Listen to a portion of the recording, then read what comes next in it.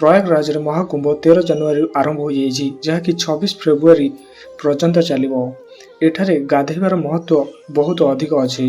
ମହାକୁମ୍ଭ ବିଶ୍ୱର ସବୁଠାରୁ ବଡ଼ ଧାର୍ମିକ ସମାବେଶ, ଯେଉଁଥିରେ ଲକ୍ଷ ଲକ୍ଷ ଭକ୍ତ, ସନ୍ଥ ଏବଂ ଆଧ୍ୟାତ୍ମିକ ସାଧକ ପ୍ରୟାଗରାଜକୁ ଆସନ୍ତି।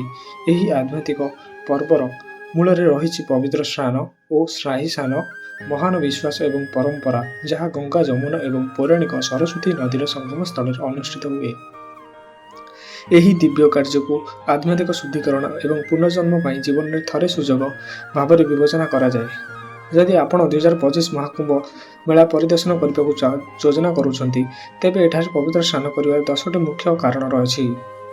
ଆଧ୍ୟାତ୍ମିକ ଶୁଦ୍ଧିକରଣ। ବିଶ୍ୱାସ କରାଯାଏ ଯେ ପବିତ୍ର ସ୍ନାନ ଦ୍ୱାରା ଜୀବନବ୍ୟାପୀ ଜମା ହୋଇଥିବା ପାପ ଧୋଇଯାଇଥାଏ। ହିନ୍ଦୁ ଶାସ୍ତ୍ର ଅନୁସାରେ କୁମ୍ଭ ସମୟରେ ପବିତ୍ର ସଙ୍ଗମରେ ସ୍ନାନ କରିବା ଦ୍ୱାରା ନକାରାତ୍ମକ କର୍ମ ଦୂର ହୁଏ ଏବଂ ଆତ୍ମା ଶୁଦ୍ଧି ହୁଏ। ଭକ୍ତମାନଙ୍କୁ ଆଧ୍ୟାତ୍ମିକତାର ପଥ ଅନୁସରଣ କରିବାରେ ସାହାଯ୍ୟ କରେ। ମାନବ ଶରୀରକୁ ମୋକ୍ଷର ଦ୍ୱାର କୁହାଯାଏ। ମୋକ୍ଷ ବା ମୁକ୍ତିର ଅର୍ଥ ଜନ୍ମ ଏବଂ ମୃତ୍ୟୁର ଚକ୍ରରୁ ମୁକ୍ତି। ଅନେକ ଲୋକ ଏହି ପବିତ୍ର ସ୍ନାନକୁ ଆସି ମୋକ୍ଷ ପାଇବା ପାଇଁ ବୁଡ଼ ପକାଇଥାନ୍ତି।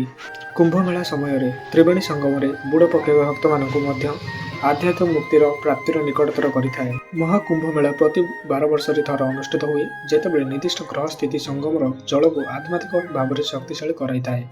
ଜାନୁଆରୀ 13, 2025ରେ ପ୍ରଥମ ରାଜକୀୟ ସ୍ନାନ। ପବିତ୍ର ସ୍ନାନ ପାଇଁ ସବୁଠାରୁ ଶୁଭ ସମୟ ଥିଲା, ଯାହା ଏହାର ଦିବ୍ୟ ଲାଭକୁ ବୃଦ୍ଧି କରେ। ଆପଣଙ୍କୁ କହି ରଖୁଛୁ ଯେ ପ୍ରଥମ ସ୍ନାନକୁ ଅମୃତ ସ୍ନାନ ମଧ୍ୟ କୁହାଯାଏ। ପରମ୍ପରା ପାଳନ କରିବାର ସୁଯୋଗ। କୁମ୍ଭମେଳା ଅନେକ ପ୍ରାଚୀନ ପରମ୍ପରା ପରିପୂର୍ଣ୍ଣ, ଯାହା ପିଢ଼ି ପରେ ପିଢ଼ି ଚାଲି ଆସିଛି। ନଦୀ ସଙ୍ଗମରେ ବୁଡ଼ ପକାଇବା ଦ୍ୱାରା ଆପଣ ଲକ୍ଷ ଲକ୍ଷ ବଂଶ ସହିତ ଯୋଡ଼ି ହୁଅନ୍ତି, ଯେଉଁମାନେ ଶତାବ୍ଦୀ ଧରି ଏହି ପବିତ୍ର କାର୍ଯ୍ୟରେ ଅଂଶଗ୍ରହଣ କରି ଆସୁଛନ୍ତି। ସନ୍ଥ ଏବଂ ଋଷିମାନଙ୍କର ଆଶୀର୍ବାଦ ମଧ୍ୟ ମିଳିଥାଏ। କୁମ୍ଭମେଳାରେ ସାରା ଭାରତରୁ ସାଧୁ, ସନ୍ଥ ଏବଂ ଆଧ୍ୟାତ୍ମିକ ନେତାମାନେ ଏକତ୍ରିତ ହୁଅନ୍ତି।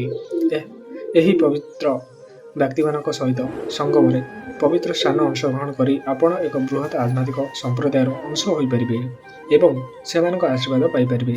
ମାନସିକ ଶାନ୍ତି ଏବଂ ସକାରାତ୍ମକ। ପବିତ୍ର ବୁଡ଼ ପକାଇବା ଦ୍ୱାରା ଅନେକ ଭକ୍ତ ଅପାର ମାନସିକ ଶାନ୍ତି ଅନୁଭବ କରିଥାନ୍ତି। କୁହାଯାଏ ଯେ ଏହି ପବିତ୍ର ସ୍ନାନ ଶରୀର ଏବଂ ମନକୁ ନକାରାତ୍ମକ ଶକ୍ତିରୁ ଦୂର କରିଥାଏ ଏବଂ ସକାରାତ୍ମକ ଆଶା ଏବଂ ଉଦ୍ଦେଶ୍ୟର ନୂତନ ଭାବନା ସୃଷ୍ଟି କରେ।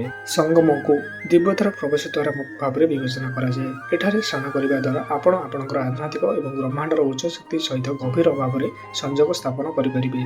ଏକ ଅନ୍ୟାନ୍ୟ ସୁଯୋଗ ମଧ୍ୟ ପାଇପାରିବେ। ଏକତାର ଭାବନା। ମହାକୁମ୍ଭ ମେଳା ହେଉଛି ସାମୂହିକ ବିଶ୍ୱର ଏକ ଉତ୍ସବ। ଲକ୍ଷ ଲକ୍ଷ ଭକ୍ତଙ୍କ ସହିତ ପବିତ୍ର ସ୍ନାନ କରିବାର କାର୍ଯ୍ୟ ଏକତାର ଭାବନାକୁ ପ୍ରୋତ୍ସାହିତ କରିଥାଏ, ଯାହା ମିଳିତ ବିଶ୍ୱାସ ଏବଂ ଭକ୍ତିର ଶକ୍ତିକୁ ପ୍ରଦର୍ଶନ କରିଥାଏ। ଏକ ବିରଳ ସାଂସ୍କୃତିକ ଅଭିଜ୍ଞତା। ମହାକୁମ୍ଭ ମେଳା କେବଳ ଏକ ଧାର୍ମିକ କାର୍ଯ୍ୟ ନୁହେଁ, ବରଂ ଏକ ଜୀବନ ସାଂସ୍କୃତିକ ସମାବେଶ ମଧ୍ୟ। ପବିତ୍ର ବୁଡ଼ା ପକାଇବା ଆପଣଙ୍କୁ ଏହି ଅନ୍ୟାନ୍ୟ କାର୍ଯ୍ୟକ୍ରମରେ ସମ୍ପୂର୍ଣ୍ଣ ଭାବରେ ବୁଡ଼ାଇ ଦିଏ ଏବଂ ଭାରତୀୟ ଆଧ୍ୟାତ୍ମିକତାକୁ ପରିଭାଷିତ କରୁଥିବା ଅବିଶ୍ୱସନୀୟ ଭକ୍ତି ଏବଂ ପରମ୍ପରା ସାକ୍ଷୀ ହୁଏ। ଆତ୍ମ ଆବିଷ୍କାର। ଏକ ଯାତ୍ରା ଧାର୍ମିକ ଗୁରୁତ୍ୱ ବ୍ୟତୀତ ପବିତ୍ର ସ୍ନାନ ଏକ ଗଭୀର ବ୍ୟକ୍ତିଗତ ଅନୁଭୂତି। ଏହା ଆତ୍ମନିରୀକ୍ଷଣ ଏକ ମୁହୂର୍ତ୍ତ ପ୍ରଦାନ କରେ, ଯେଉଁଠାରେ ଭକ୍ତମାନେ ସେମାନଙ୍କ ଜୀବନର ପ୍ରତିଫଳନ କରିପାରିବେ, ଅତୀତର ବୋଝକୁ ଛାଡ଼ିପାରିବେ ଏବଂ ନୂତନୀକରଣ ଏବଂ ଭବିଷ୍ୟତ ପାଇଁ ଆଶାର ଆତ୍ମାକୁ ଗ୍ରହଣ କରିପାରିବେ। ମହାକୁମ୍ଭ ମେଳା 2025 କେବଳ ଏକ ଉତ୍ସବ ନୁହେଁ, ଏହା ଏକ ଗଭୀର ଆଧ୍ୟାତ୍ମିକ ଯାତ୍ରା। ଏହି ପରିବର୍ତ୍ତନକାରୀ ଅଭିଜ୍ଞତାର କେନ୍ଦ୍ରବିନ୍ଦୁ ହେଉଛି ସଙ୍ଗମର ପବିତ୍ର